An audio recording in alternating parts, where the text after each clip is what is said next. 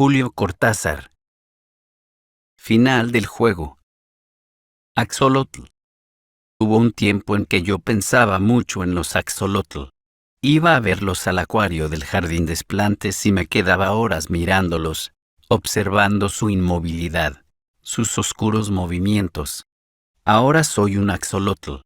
El azar me llevó hasta ellos una mañana de primavera en que París abría su cola de pavo real después de la lenta invernada.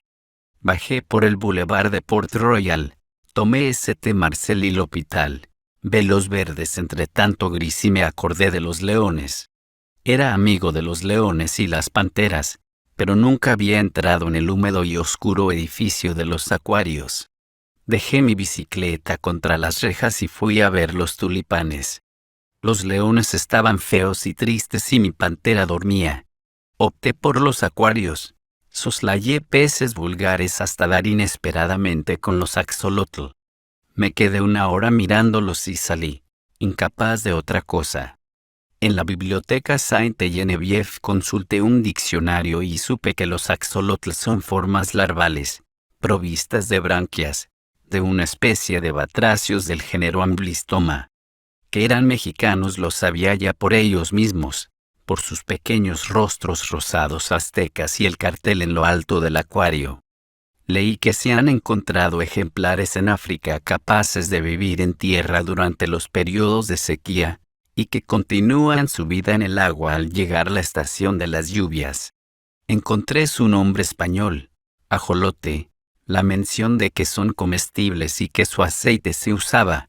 Se diría que no se usa más, como el de hígado de bacalao. No quise consultar obras especializadas, pero volví al día siguiente al Jardín de Plantes. Empecé a ir todas las mañanas, a veces de mañana y de tarde. El guardián de los acuarios sonreía perplejo al recibir el billete. Me apoyaba en la barra de hierro que bordea los acuarios y me ponía a mirarlos. No hay nada de extraño en esto, porque desde un primer momento comprendí que estábamos vinculados, que algo infinitamente perdido y distante seguía sin embargo uniéndonos.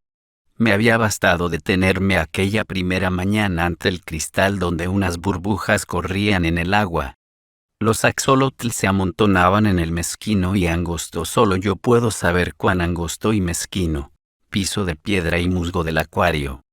Había 9 ejemplares, y la mayoría apoyaba la cabeza contra el cristal, mirando con sus ojos de oro a los que se acercaban. Turbado, casi avergonzado, sentí como una impudicia asomarme a esas figuras silenciosas e inmóviles aglomeradas en el fondo del acuario. Aislé mentalmente una, situada a la derecha y algo separada de las otras, para estudiarla mejor. Vi un cuerpecito rosado y como translúcido. Pensé en las estatuillas chinas de cristal lechoso, semejante a un pequeño lagarto de 15 centímetros, terminado en una cola de pez de una delicadeza extraordinaria. La parte más sensible de nuestro cuerpo. Por el lomo le corría una aleta transparente que se fusionaba con la cola, pero lo que me obsesionó fueron las patas, de una finura sutilísima, acabadas en menudos dedos, en uñas minuciosamente humanas, y entonces descubrí sus ojos, su cara. Un rostro inexpresivo, sin otro rasgo que los ojos, 2 orificios como cabezas de alfiler, enteramente de un oro transparente, carentes de toda vida pero mirando, dejándose penetrar por mi mirada que parecía pasar a través del punto áureo y perderse en un diáfano misterio interior. Un delgadísimo halo negro rodeaba el ojo y lo inscribía en la carne rosa, en la piedra rosa de la cabeza vagamente triangular pero con lados curvos e irregulares, que le daban una total semejanza con una estatuilla corroída por el tiempo. La boca estaba disimulada por el plano triangular de la cara, solo de perfil se adivinaba su tamaño considerable, de frente una fina hendedura rasgaba apenas la piedra sin vida. A ambos lados de la cabeza, donde hubieran debido estar las orejas, le crecían 3 ramitas rojas como de coral, una excrescencia vegetal, las branquias, supongo, y era lo único vivo en él. Cada 10 o 15 segundos las ramitas se enderezaban rígidamente y volvían a bajarse. A veces una pata se movía apenas. Yo veía los diminutos dedos posándose con suavidad en el musgo. Es que no nos gusta movernos mucho, y el acuario es tan mezquino. Apenas avanzamos un poco nos damos con la cola o la cabeza de otro de nosotros. Surgen dificultades, peleas, fatiga. El tiempo se siente menos si nos estamos quietos. Fue su quietud lo que me hizo inclinarme fascinado la primera vez que vi los axolotl. Oscuramente me pareció comprender su voluntad secreta, abolir el espacio y el tiempo con una inmovilidad indiferente. Después supe mejor, la contracción de las branquias, el tanteo de las finas patas en las piedras, la repentina natación. Algunos de ellos nadan con la simple ondulación del cuerpo. Me probó que eran capaces de evadirse de ese sopor mineral en que pasaban horas enteras. Sus ojos, sobre todo, me obsesionaban. Al lado de ellos, en los restantes acuarios, diversos peces me mostraban la simple estupidez de sus hermosos ojos semejantes a los nuestros. Los ojos de los axolotl me decían de la presencia de una vida diferente, de otra manera de mirar. Pegando mi cara al vidrio, a veces el guardián tosía, inquieto, buscaba ver mejor los diminutos puntos áureos, esa entrada al mundo infinitamente lento y remoto de las criaturas rosadas. Era inútil golpear con el dedo en el cristal, delante de sus caras. Jamás se advertía la menor reacción. Los ojos de oro seguían ardiendo con su dulce, terrible luz. Seguían mirándome desde una profundidad insondable que me daba vértigo y sin embargo estaban cerca. Lo supe antes de esto, antes de ser un axolotl. Lo supe el día en que me acerqué a ellos por primera vez.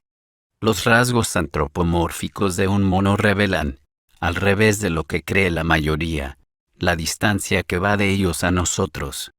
La absoluta falta de semejanza de los axolotl con el ser humano me probó que mi reconocimiento era válido, que no me apoyaba en analogías fáciles. Solo las manecitas. Pero una lagartija tiene también manos así, y en nada se nos parece. Yo creo que era la cabeza de los axolotl, esa forma triangular rosada con los ojillos de oro. Eso miraba y sabía. Eso reclamaba. No eran animales. Parecía fácil, casi obvio, caer en la mitología. Empecé viendo en los axolotl una metamorfosis que no conseguía anular una misteriosa humanidad. Los imaginé conscientes, esclavos de su cuerpo, infinitamente condenados a un silencio abisal, a una reflexión desesperada. Su mirada ciega, el diminuto disco de oro inexpresivo y sin embargo terriblemente lúcido, me penetraba como un mensaje. ¡Sálvanos! ¡Sálvanos! Me sorprendía musitando palabras de consuelo, transmitiendo pueriles esperanzas. Ellos seguían mirándome, inmóviles. De pronto las ramillas rosadas de las branquias se enderezaban. En ese instante yo sentía como un dolor sordo. Tal vez me veían. Captaban mi esfuerzo por penetrar en lo impenetrable de sus vidas. No eran seres humanos, pero en ningún animal había encontrado una relación tan profunda conmigo. Los axolotl eran como testigos de algo, y a veces como horribles jueces. Me sentía innoble frente a ellos. Había una pureza tan espantosa en esos ojos transparentes. Eran larvas, pero larva quiere decir máscara y también fantasma. Detrás de esas caras aztecas, inexpresivas y sin embargo de una crueldad implacable, ¿qué imagen esperabas ahora? Les temía. Creo que de no haber sentido la proximidad de otros visitantes y del guardián, no me hubiese atrevido a quedarme solo con ellos. Usted se los come con los ojos, me decía riendo el guardián, que debía suponerme un poco desequilibrado. No se daba cuenta de que eran ellos los que me devoraban lentamente por los ojos, en un canibalismo de oro. Lejos del acuario no hacía más que pensar en ellos, era como si me influyeran a distancia. Llegué a ir todos los días, y de noche los imaginaba inmóviles en la oscuridad, adelantando lentamente una mano que de pronto encontraba la de otro. ¿Acaso sus ojos veían en plena noche, y el día continuaba para ellos indefinidamente? Los ojos de los axolotl no tienen párpados. Ahora sé que no hubo nada de extraño, que eso tenía que ocurrir. Cada mañana, al inclinarme sobre el acuario, el reconocimiento era mayor. Sufrían. Cada fibra de mi cuerpo alcanzaba ese sufrimiento amordazado, esa tortura rígida en el fondo del agua. Espiaban algo, un remoto señorío aniquilado, un tiempo de libertad en que el mundo había sido de los axolotl. No era posible que una expresión tan terrible que alcanzaba a vencer la inexpresividad forzada de sus rostros de piedra no portara un mensaje de dolor, la prueba de esa condena eterna, de ese infierno líquido que padecían. Inútilmente quería probarme que mi propia sensibilidad proyectaba en los axolotl una conciencia inexistente. Ellos y yo sabíamos. Por eso no hubo nada de extraño en lo que ocurrió. Mi cara estaba pegada al vidrio del acuario. Mis ojos trataban una vez más de penetrar el misterio de esos ojos de oro sin iris y sin pupila. Veía de muy cerca la cara de un axolotl inmóvil junto al vidrio. Sin transición, sin sorpresa, vi mi cara contra el vidrio. En vez del axolotl vi mi cara contra el vidrio. La vi fuera del acuario.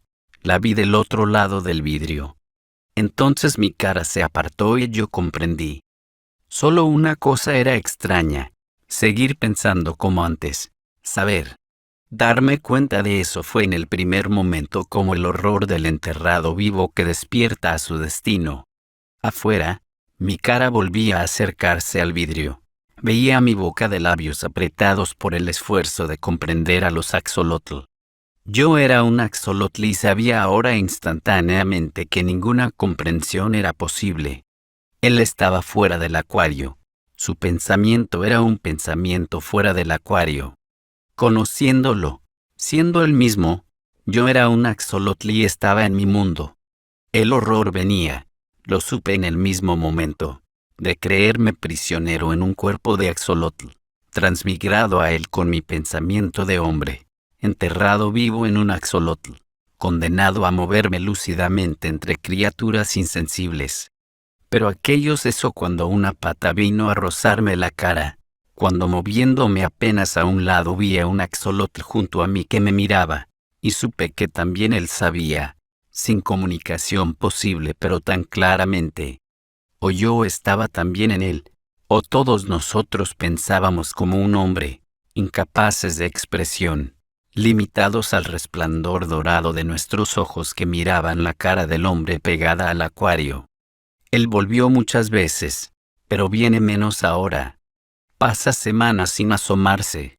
Ayer lo vi, me miró largo rato y se fue bruscamente. Me pareció que no se interesaba tanto por nosotros, que obedecía a una costumbre.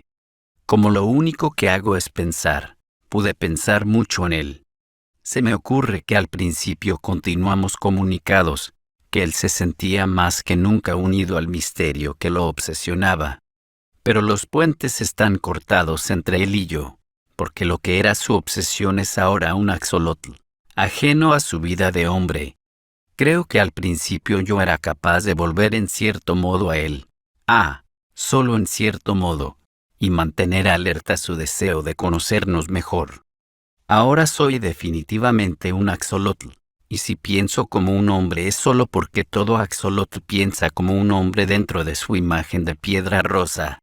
Me parece que de todo esto alcancé a comunicarle algo en los primeros días, cuando yo era todavía él y en esta soledad final, a la que él ya no vuelve, me consuela pensar que acaso va a escribir sobre nosotros.